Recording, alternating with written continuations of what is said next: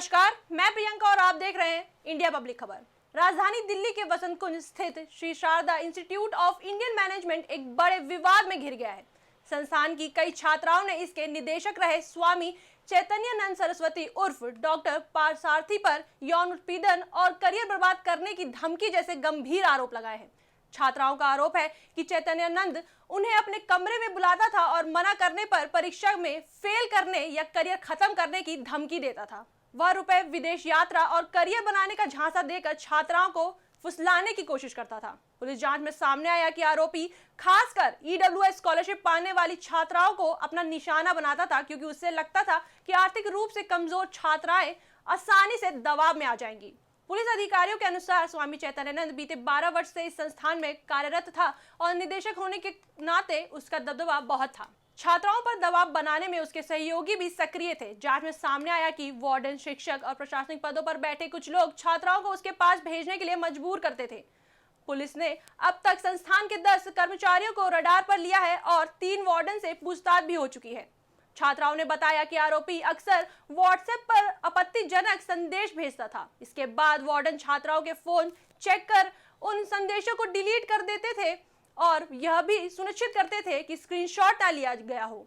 Police ने 50 छात्राओं के मोबाइल जांचे हैं और डिलीट हुई चैट को रिकवर करने के लिए मामला आईएफएसओ को भेजा गया है। इतना ही नहीं, आरोपी ने संस्थान के सीसीटीवी फुटेज भी डिलीट करा दिए। मामले के उजागर होने के बाद संस्थान ने अपने गेट पर बाउंसर तैनात कर दिए हैं। स्थानीय लोगों ने बताया कि आम दिनों में गेट पर इतनी सख्ती नहीं होती थी। बाउंसर बाहर खड़े लोगों के साथ दुर्व्यवहार भी कर रहे थे। वहीं संस्थान की ओर से किसी अधिकारी या शिक्षक ने इस पूरे विवाद पर खुलकर कुछ नहीं कहा है। आरोपों के सामने आने के बाद श्री शारदा इंस्टीट्यूट ने अपने सभी आधिकारिक नंबर बंद कर दिए हैं। वेबसाइट पर 9 अगस्त को एक नोटिस जारी कर स्पष्ट किया गया कि संस्थान ने स्वामी चैतन्यानंद सरस्वती से सभी संबंध समाप्त कर लिए हैं। नोटिस में लिखा गया कि आरोपी ने ऐसे कार्य किए हैं जो अवैध और संस्थान के हितों के प्रतिकूल हैं। यह पहला मौका नहीं है जब स्वामी चैतन्यानंद विवादों में फंसा हो। उसके खिलाफ पहले भी कई आपराधिक मामले दर्ज हो चुके हैं, जैसे कि 2009 में डिफेंस कॉलोनी थाने में छेड़खानी का मामला, 2016 में वसंत कुंज नॉर्थ थाने में छेड़खानी की एफआईआर, 2025 में 17 छात्राओं की सामूहिक शिकायत। इसके अलावा आरोपी खुद को लेखक और विद्वान बताता है।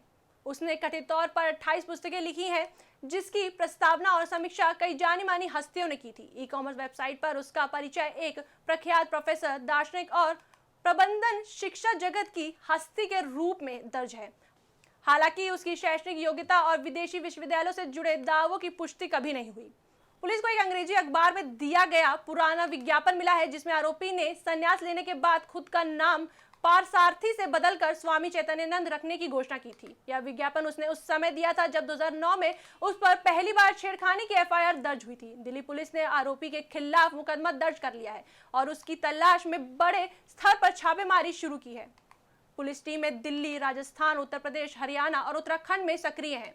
आरोपी के सहयोगियों की कॉल डिटेल और आईपीडीआर की जांच की जा रही है। नेपाल सीमा पर भी निगरानी बढ़ाई गई है ताकि वह विदेश न भाग सके। लगभग 62 वर्षीय शंभू बाबा और लेखक अब कानून के शिकंजे में हैं। कई बार आरोप लगने के बावजूद अब तक उस पर ठोस कार्रवाई नहीं हुई थी, लेकिन इस बार 50 से ज्यादा छात्राओं की गवाही और सबूतों के आधार पर पुलिस कड़ा कदम उठा रही है। इस पर आपकी क्या राय है, हमें कमेंट सेक्शन में जरूर बताएं। वीडियो को लाइक करें, शेयर करें और हमारे चैनल को सब्सक्राइब करें।